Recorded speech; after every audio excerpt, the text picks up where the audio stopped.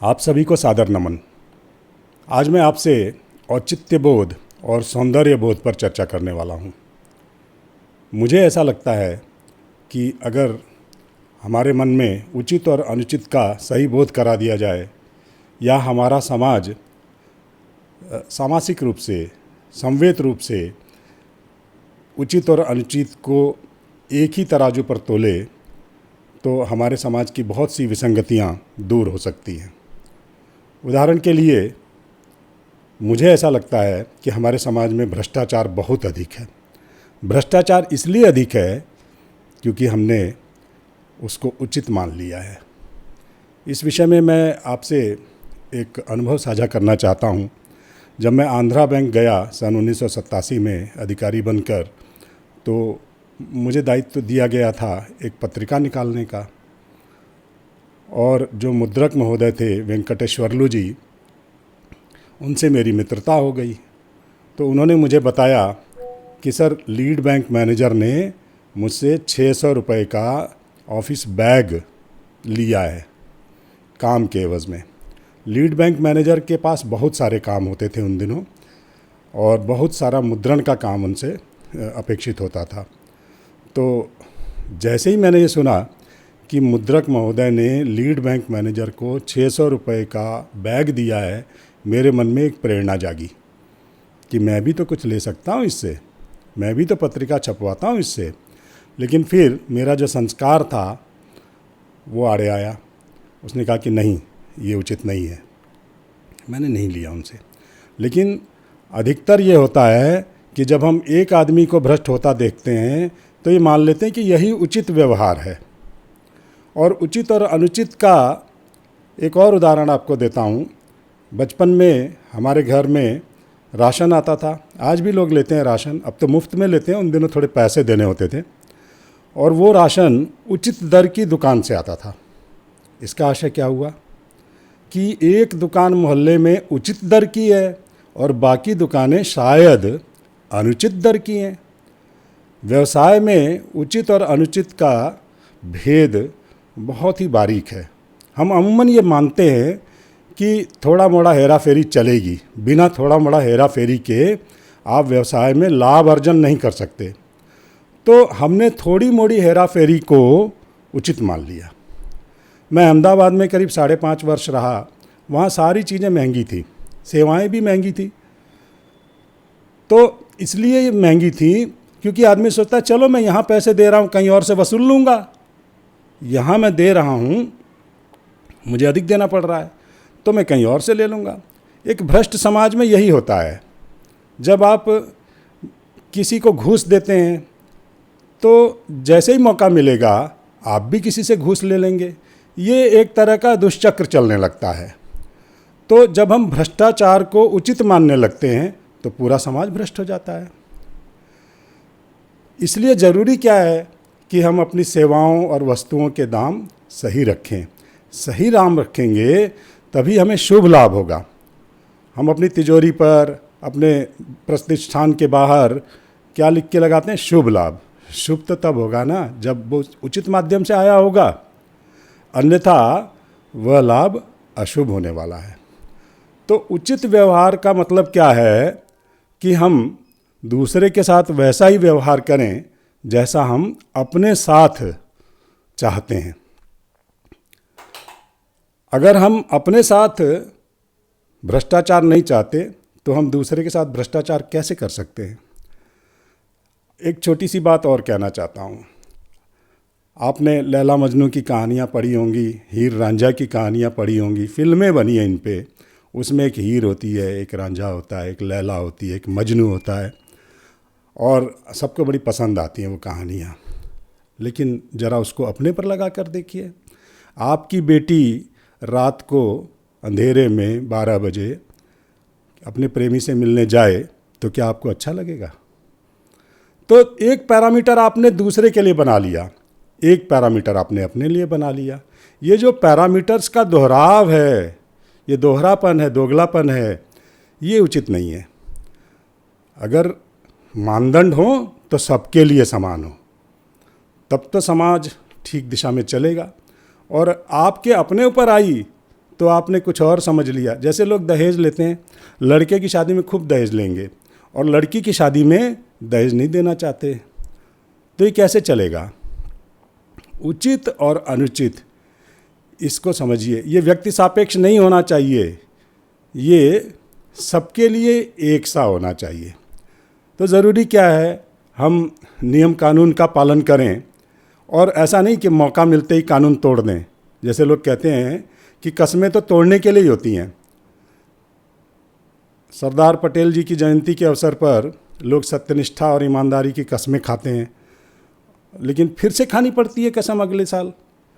एक साल में क्या हो जाता है, वो कसम एक्सपायर हो जाती है। ऐसा तो नहीं होना चाहिए।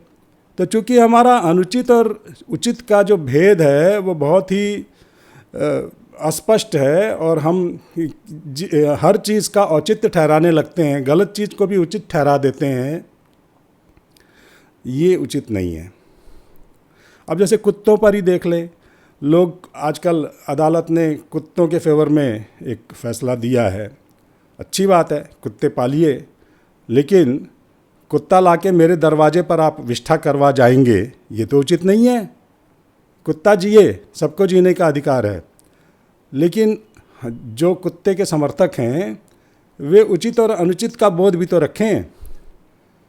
मैं चेन्नई गया था, एक श्रीमान जी कुत्ता टहला रहे थे, हाथ में उन्होंने दस्ताने पहन रखे थे, एक पन्नी ली हुई थी हाथ में। कुत्ते ने वहाँ पर विष्ठा विसर्जन किया, उन श्रीमान जी ने उठा के उसको पन्नी में डाल लिया और कुत्ता उन्होंने पट्टे से बांध रखा था। बहुत अच्छी बात है, लेकिन कुत्ता अगर आपकी जान ले ले तो, दूसरे को काटे तो चलेगा, आपको काट ले तो ये उचित अनुचित का बोध हमारे मन में नहीं रहेगा, तो समाज में बहुत तकलीफ़ होने वाली है। और आज हमारे समाज में जितनी विसंगतियां हैं उनके पीछे कहीं ना कहीं यही एक कारण है कि हम उचित व्यवहार नहीं करते। किताब में कुछ लिखा है, कहते कुछ हैं, करते कुछ हैं। इतना प्रैक्टिकल होना उचित नहीं है। दूसरी बात है सौंदर्य बोध की। आप देखिए, अच्छी बड़ी गाड़ी, 40 लाख की गाड़ी में बैठा हुआ है एक आदमी, दरवाज़ा खोलता है और पिच से सड़क पर ढेर सारी पीक उगल देता है। लोगों की गाड़ियों पर पीक के निशान दिखते हैं। दरवाज़ों के बगल में गाड़ी का जो दरवाज़ा होता है पूरा रंगा रहता है पीक से। तो आपके अमीर होने का क्या मतलब है? आप, एक ज़माना था जब हमारे लखनऊ में नवाब साहब लोग हुआ करते थे, तो एक पीकदान होता था, उगलदान होता था। अगर वो कहीं बैठे हैं तो उगलदान रखते थे, उसी में अपना उगलते रहते थे। या फिर कई बार जब वो जा रहे होते थे कहीं, तो उनके साथ एक सेवक होता था जो उगलदान लेकर साथ में चलता था। तो आप पान खाइए, लेकिन पान खाने का एक सलीका भी तो समझिए।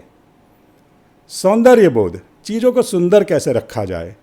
अब हर समाज के सुंदरता के अपने अपने मानदंड होते हैं, तो लेकिन उन मानदंडों में भी कहीं ना कहीं तारतम्य होता है, सुरुचि संपन्नता होती है। ऐसा नहीं कि जो चीज़ भारत में असुंदर कही जाती है उसको अमेरिका में सुंदर कह दिया जाए। जो गंदा है वो गंदा है, वो सार्वभौमिक रूप से गंदा है। तो सभ्यता जैसे है हर जगह दुनिया भर की सभ्यता, उसमें जो मानदंड हैं, जो पैरामीटर्स हैं, वो लगभग एक से हैं। जब तक हमारे मन में सौंदर्य बोध नहीं होगा, हमारे मन में औचित्य बोध नहीं होगा, तब तक समाज सही रास्ते पर नहीं चल सकता। अब जैसे आप देखते होंगे, लोग ठीक से रहते नहीं हैं, गंदे तरीके से रहते हैं। गरीब आदमी भी मैंने देखा है, जैसे मैं आंध्रा में था तो वहाँ के लोग अपने घरों को खूब अच्छा लीप पोत कर रखते थे। महिलाओं के पैरों में चप्पल नहीं होती थी, लेकिन बहुत अच्छे से रहते थे वे लोग। उनके पास धन नहीं था, लेकिन सुरुचि संपन्नता थी, सौंदर्य बोध उनका प्रखर था। तो अगर आपका सौंदर्य बोध प्रखर है तो आप समाज में सही से रहेंगे, आपका घर द्वार अच्छा होगा, आपके बच्चे अच्छे से रहेंगे, आप बहुत कम संसाधनों में भी बहुत अच्छा जीवन जी पाएंगे। लेकिन अगर आपका सौंदर्य बोध ही घटिया है तो आप 50 लाख की गाड़ी में बैठकर भी गंद मचाएंगे। ये जो गंदगी मचाने का जो संस्कार है ना, कैसे दूर होगा? गंदगी मचाने का संस्कार कैसे दूर होगा? ये संस्कार तो है नहीं, एक्चुअली ये विकृति है, ये विकार है। तो गंदगी मचाने का जो विकार है ये कैसे दूर होगा?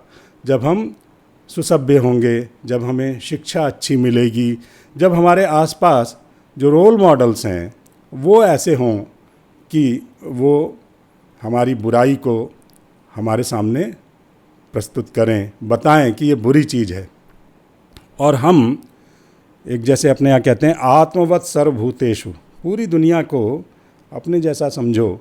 ये नहीं कि दूसरे के दरवाजे पर कुत्ते से हाजत करवा के आ गए, तो आपके दरवाजे पर कोई करा जाएगा तो कैसा लगेगा? क्या वो अच्छा लगता है? आपकी कार बहुत अच्छी है, बहुत अच्छी बात है, आप अंदर बैठे हैं, लेकिन बाहर तो आपने थूक के उसको सजा दिया है पीक से, तो क्या अच्छा लगता है? ऐसे बहुत से उदाहरण मैं आपको दे सकता हूँ कि आदमी का सौंदर्य बोध वहाँ पर बिल्कुल ही घटिया नज़र आता है। ऐसे लगता है कि इस व्यक्ति को सुंदरता का कोई बोध ही नहीं है, उचित अनुचित का कोई बोध ही नहीं है।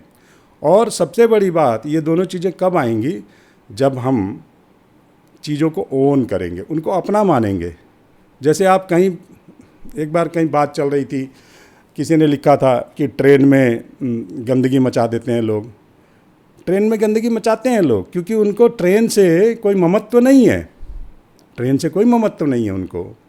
मूंगफली खाएंगे, सारे छिलके नीचे फेंक देंगे, खूब अच्छे से सोएंगे रात को, लेकिन सवेरे वहाँ पर ऐसे तहस नहस करके आ जाएंगे बेडरोल्स को कि पूछिए मत। अरे भाई, आप उसको सही से भी तो रख सकते हैं, ऐसा क्यों करते? लोग शादियों में जाते हैं। मैं एक कार्यक्रम में गया था मंगलूर, वहाँ मैंने देखा प्लेटें खाने के बाद बहुत सलीके से ट्रे में ही खड़ी कर करके रख रहे थे प्लेटें लोग। जूठन अगर थोड़ी मोड़ी बची है उसको अलग फेंक दिया और प्लेटों को ट्रे में जो क्रेट में सजा सजा के खड़ी खड़ी करके रख रहे थे बहुत अच्छे तरीके से। और अपने यहाँ क्या करते हैं, उसको फेंक आते हैं, ऐसे खाने सहित प्लेटों को ऐसे फेंक आते हैं और वो वहाँ अपना सहेजता रहता है। कूड़ेदान तो एक सिंबल है हमारे यहाँ, कूड़ेदान के चारों ओर लोग कूड़ा फेंक आते हैं। ऐसे ही शौचालय जाते हैं तो वहाँ भी गंद मचा के चले आते हैं, जहाँ रहते हैं वहाँ गंद मचाते हैं। ऐसा क्यों करते हैं लोग? क्योंकि सौंदर्य बोध नहीं है लोगों में, सारी चीज़ों को अपना नहीं मानते लोग। देश की बाकी सब चीज़ें किसी और की हैं, सरकार देखेगी उनको, हम तो खाली अपना काम पूरा करेंगे, अपना उल्लू सीधा करेंगे और निकल लेंगे। ये प्रवृत्ति अच्छी नहीं है, ऐसा नहीं होना चाहिए। तो मित्रों, औचित्य बोध हो, सौंदर्य बोध हो और अपने देश समाज से ममत्व हो, उसकी ओनरशिप आपके मन में हो, तभी चीज़ें सुधर सकती हैं, ऐसा मेरा मानना है। धन्यवाद, नमस्कार।